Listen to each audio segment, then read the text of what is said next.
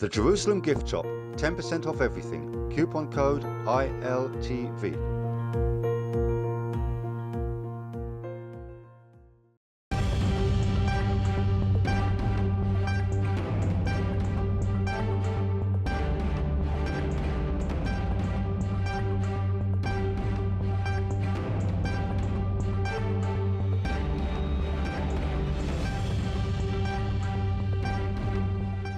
Watching the Debka File, a weekly roundup of exclusive news, insight, and analysis of the Middle East, broadcast to you live from the heart of the region.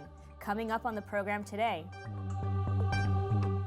In one tweet, U.S. President Trump announces new defense secretary and calls out the Turkish president. Will the U.S. continue to maintain a military presence in Syria? U.S. exit from Syria empowers Russia, Iran, and leaves Sunni bloc Israel, Jordan, Iraq in the lurch. U.S. unveils a new Africa policy to counter Russian and Chinese expansion. Israeli drone dome deployed at Gatwick Airport. This just in, Israel's general election has been brought forward to April 9th. The decision to call in early elections ahead of the scheduled date in November was reached by the government coalition party heads with Prime Minister Benjamin Netanyahu on Monday.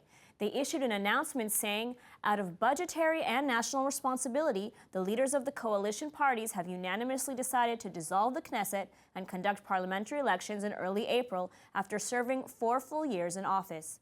The Knesset will be dissolved on the coming Wednesday. And now to our top headlines. U.S. President Donald Trump on Sunday named Deputy Secretary of Defense Patrick Shanahan as the new Defense Secretary as of January 1st. He tweeted the appointment following Jim Mattis's resignation earlier this week, which was supposed to go into effect at the end of February, thereby hastening his departure. In the same tweet, Trump put down Turkish President Tayyip Erdogan for his strident threats of military operations to deal with the Syrian Kurds and ISIS as soon as the Americans were gone.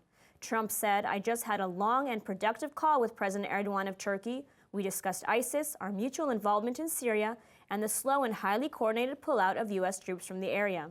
After many years, they are coming home." In other words, the U.S. was slowing down troop withdrawal from northern and eastern Syria to a time as it suited the administration and not Erdogan and his ambitious plans. In recent days, Erdogan has continually boasted in the Turkish media of a massive Turkish force ready to cross into northern Syria, confront the Kurds, and seize control of all of northern Syria. However, Debka sources revealed that in reality, Erdogan does not have the military power to make such a move, and the U.S. troop pullout from Syria would expose his empty threats. Debka sources also revealed that according to Washington sources, Erdogan had made a panicked phone call to Trump early on Sunday, asking to slow down the U.S. troop pullout from Syria. Yaklaşık 500 kilometrelik sınır hattı boyunca özellikle de Amerikan askerlerine asla zarar vermeyecek şekilde kendi planlamamıza uygun yerlerden Suriye topraklarındaki operasyonlarımıza her an başlayabiliriz. Kahraman ordumuz hazırlıklarını ve planlarını tamamlamış durumda. Hep söylüyorum ya, bir gece ansızın gelebiliriz. In related news, Erdogan has also lashed out against Israel in the Turkish media. On Saturday, he told an audience of Turkish youth that Jews in Israel kick people when they're lying on the ground, not just men, but women and children as well. As Muslims, we'll teach them a lesson.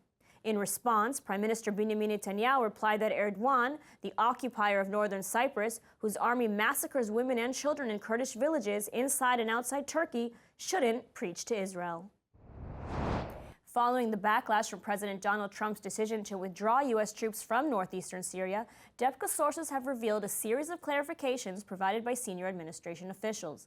Mainly, the officials have said that U.S. troops will leave eastern and northern Syria, but America will not desert this part of the country. They did not reveal the nature of this continuing presence. However, President Trump has said that the troop pullout would be phased out within 40 to 60 days, but the U.S. officials say a more realistic timeline would be 4 to 6 months. During that time, the official said, Syria may see many developments that will require Washington to revise its plans. Furthermore, in response to criticism that the U.S. had abandoned its allies, mainly the Kurds, officials stressed that the Trump administration has not abandoned them and that the Kurds are aware of this, and that this is the reason why, despite loud cries of dismay, not a single Syrian Kurdish militiaman has deserted the lines they hold against ISIS in eastern Syria. Regarding Turkish President Tayyip Erdogan's declaration that the Turkish army would march on the East Euphrates and reach the Kurdish capital of Kamishli, sparking fear of a massacre, the U.S. official advised distinguishing between talk and deeds. They referred to a phone conversation between President Trump and Erdogan earlier this month on December 14th, in which Erdogan promised the Turkish army would not cross the Euphrates. In a speech welcoming the U.S. pullout from Syria on Friday, Erdogan echoed these sentiments, saying that Turkey would wait a little longer before launching the operation, and that it would count on U.S. logistical support in doing so. Sayın Trump'la da yaptığımız görüşme neticesinde bize şunu söyledi.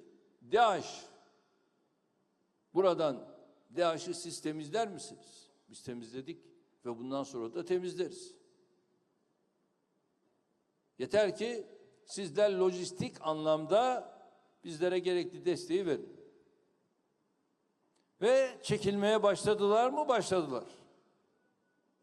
Şimdi hedef bu diplomatik ilişkilerimizi sağlıklı bir şekilde sürdürmek, gerek Sayın Trump'la yaptığımız telefon görüşmesi, gerek diplomasi ve güvenlik birimlerimizin temasları, gerekse Amerikan tarafından yapılan açıklamalar bizi bir müddet daha beklemeye yöneltti.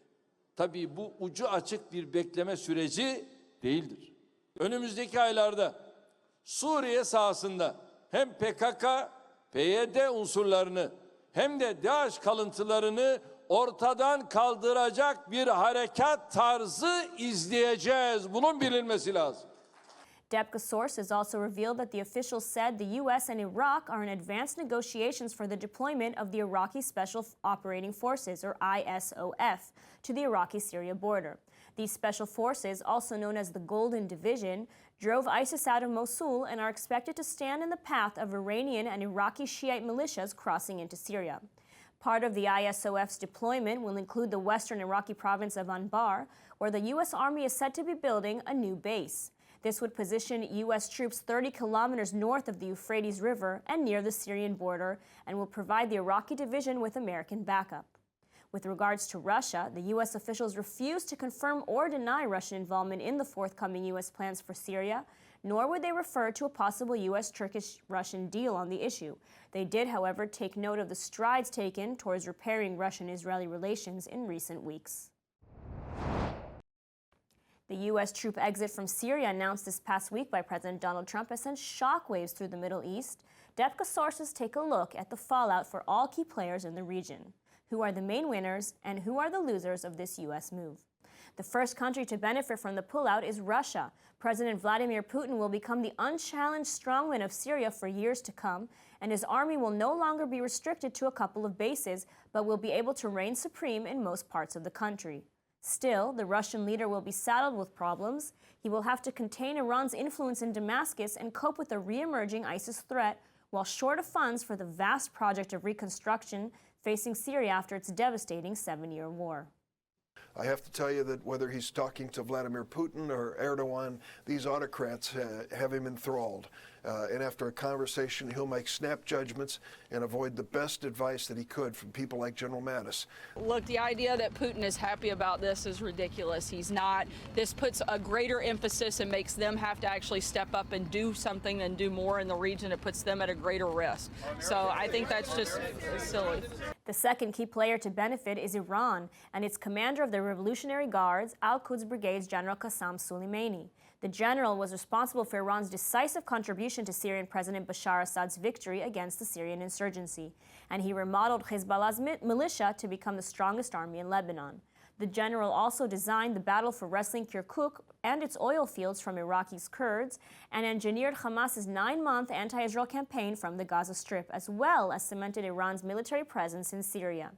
No doubt the Iranian general will take credit for all of these feats, capped by the U.S. exit from Syria.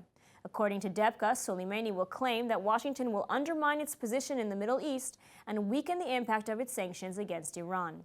And of course, the U.S. withdrawal deals a heavy blow to Israel. Its military and intelligence posture has hinged on the presumption of American boots on the ground in eastern and northern Syria as a barrier against pro-Iranian Iraqi militias crossing in to fight Israel in Syria and Lebanon. The U.S. presence was a reassuring counterweight to the Russian presence in the country. Its departure will now leave Israel standing alone against both Iranian and Russian forces and their shared interests and actions. Israel's government, army, and intelligence now suddenly have to face the immense task of overhauling its military, something that can run into the billions of dollars. According to Debka, the Syrian front will have to be rebuilt and reinforced after 2 years in which Israel counted on U.S.-Russian understandings to keep the Syrian border calm. We'll continue to act in Syria to prevent Iran's effort to militarily entrench itself against us. We're not going to reduce our efforts, we're going to increase our efforts. Jordan and King Abdullah are also regional players affected by the U.S. troop withdrawal. The country suddenly finds itself exposed to Syria from the north, where Assad is gaining strength from the Lebanese Hezbollah and boosted by pro-Iranian militias sitting on their border directly from Tehran. Revolutionary Shiite Iran has always regarded the overthrow of a Sunni Hashemite king in Amman as a desired feat. With the U.S. presence gone in Syria, Jordan now faces concerns of Iran's growing arm in the region. According to Debka sources, when the news of the imminent U.S. departure from Syria landed in Amman, King Abdullah contacted President Trump and asked him to delay the move from the Al-Tanaf base, which guards the Syrian-Jordanian border. He asked for time to prepare Jordan's military to fill the void and face an unexpected new Iranian threat. Following Trump's announcements, U.S. officials were quick to state that the U.S. would not withdraw the 5,000 troops from Iraq as well as Syria. Though the removal of troops from Syria and the opening of the Syrian-Iraqi border to free Iranian and pro-Iranian passage will only serve to strengthen Iran's hold on Baghdad and weaken Sunni and Saudi influence in the country. And with regards to Saudi Arabia, Debka sources explain that it is hard to see how the Sunni-led moderate alliance that the Trump administration had worked so hard to fashion by bringing in Saudi Arabia, Egypt, and United Arab Emirates under the U.S.'s wing will now survive this sudden decision. With us to discuss the U.S. troop withdrawal from Syria and its repercussions is Bar-Ilan University professor and an expert on Israel-Arab affairs, Dr. Mordechai Keidal. Thanks for joining us. A pleasure. So let's start with the main question on everyone's mind. How will the U.S. withdrawal affect Israel? Well, before it affects Israel, it affects Syria. After all, they withdraw from Syria. On the first glance, it looks like a bad thing, because now the Kurds will be exposed to the Turkish attacks. And maybe Iran as well will feel more free to do whatever Iran likes in Syria. But in a second thought, you can see the good sides of this withdrawal, because if Turkey comes into Syria in order to take care of the Kurds, on the same way, they will take care of the Iranians as well. Not because they don't see the same way the Iranians desire to keep Assad in power. This definitely Erdogan can live with. The problem is that Erdogan does not like the fact that Iran actually exchanges the population in Syria from Sunni one to Shi'i. And this is something which he will stop in any possible way. And this might bring both Iran and Turkey into a clash on the Syrian soil. And this is the good part of the American withdrawal from Syria. So what you're saying is Israel might actually benefit from this move in sort of informing a rift between Iran and Turkey. The whole world will benefit, because if Turkey defeats the Iranians, and Turkey will defeat the Iranians, no doubt, this will benefit the whole world. Mm-hmm.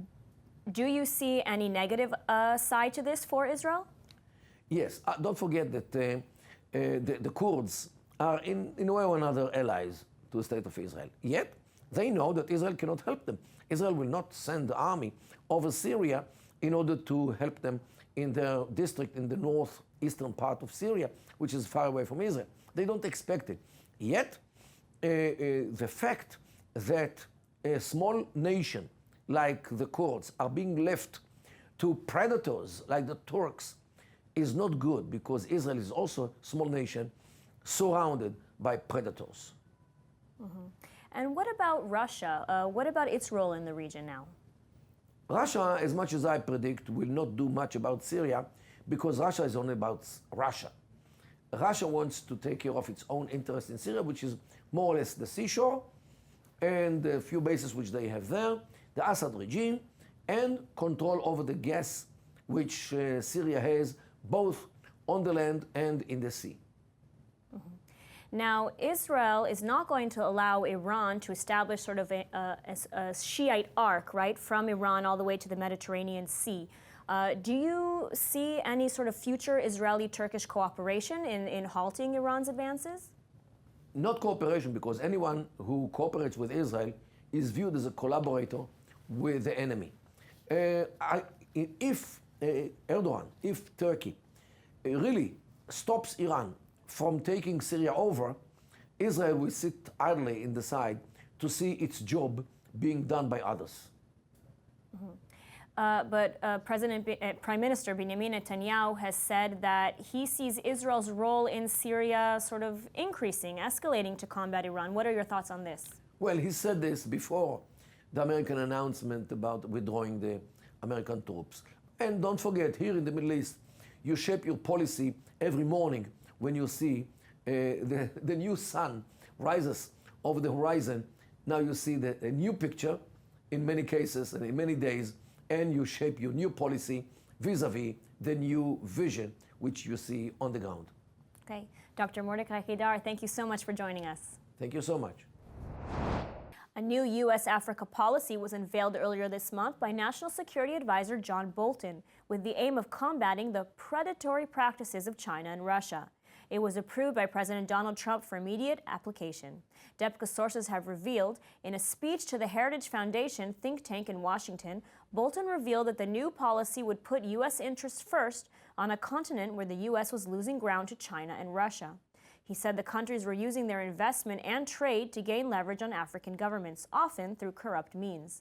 As examples, Bolton accused China of using Zambia's $10 billion debate to seize its national power company and the debt run up by Djibouti to win a military base, a base that was close to the U.S. base camp Lemonnier. With regards to Russia, Bolton said it sold arms and energy in exchange for votes in the UN, which helped keep strong men in power counter to the best interests of the African people. Bolton stressed that the U.S. will no longer support unproductive and unaccountable UN peacekeeping missions, starting in the Western Sahara, and the U.S. also threatened to cut funds for missions in the Central African Republic and the Democratic Republic of Congo.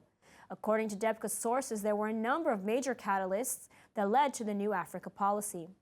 First and foremost, according to Debka, Trump, who had barely noticed Africa until now, was irked to discover that Russia and Europe, led by Italy and managed under the auspices of UN peacekeeping forces, were deeply involved in the conflict raging in Libya over its oil wealth.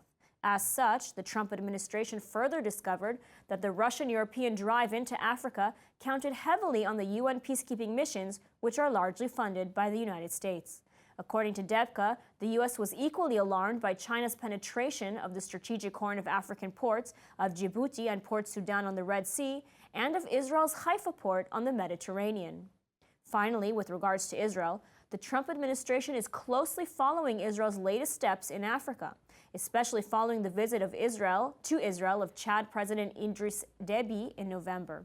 According to Debka's sources, the U.S. administration is concerned that Israel has overstepped a boundary by getting involved militarily with Western and Central African countries. Washington made its displeasure known to Jerusalem in an unprecedented step when earlier this month, the U.S. Department of the Treasury Office of Foreign Assets Control imposed sanctions on 3 individuals, including Israeli former General Israel Ziv, for his actions in South Sudan. One of the world's busiest airports, Gatwick Airport just south of London, has deployed an anti-drone dome system developed by Israel. After rogue drones forced the cancellation of some 1,400 flights in 36 hours and left tens of thousands of holiday season travelers stranded at the airport. On Saturday, airport authorities slowly resumed normal operations as 2 suspects were arrested and later released without charge.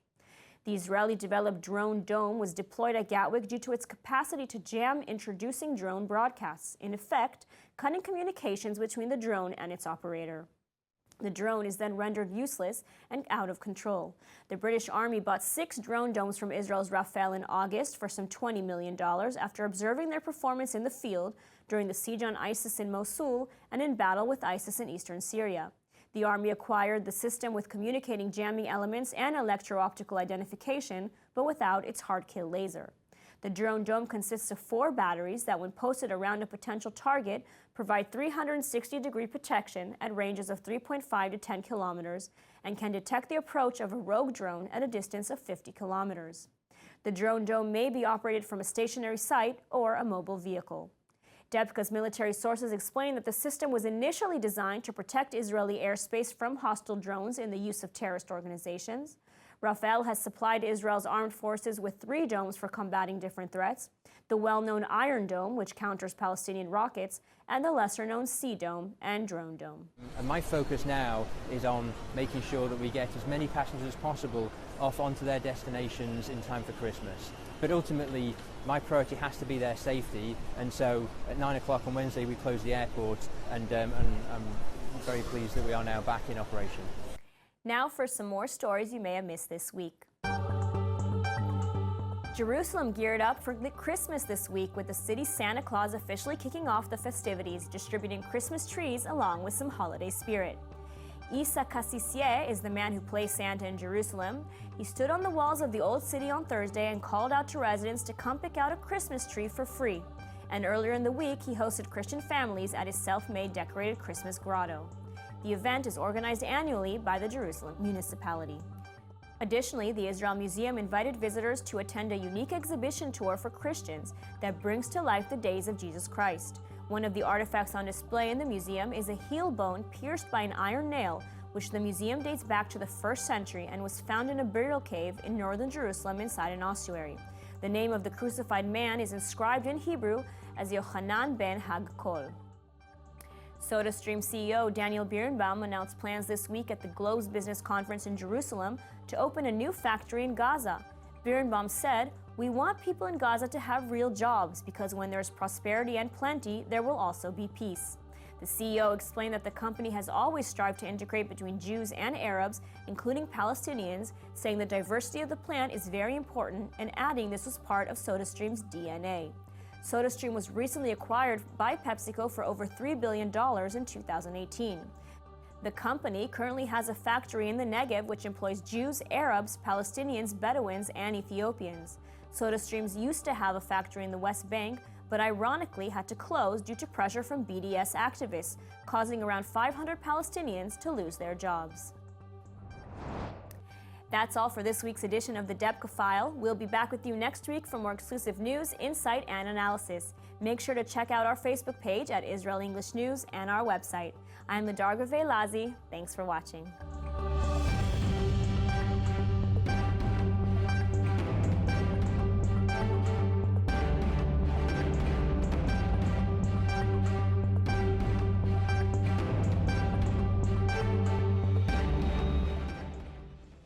The Jerusalem Gift Shop, 10% off everything. Coupon code ILTV.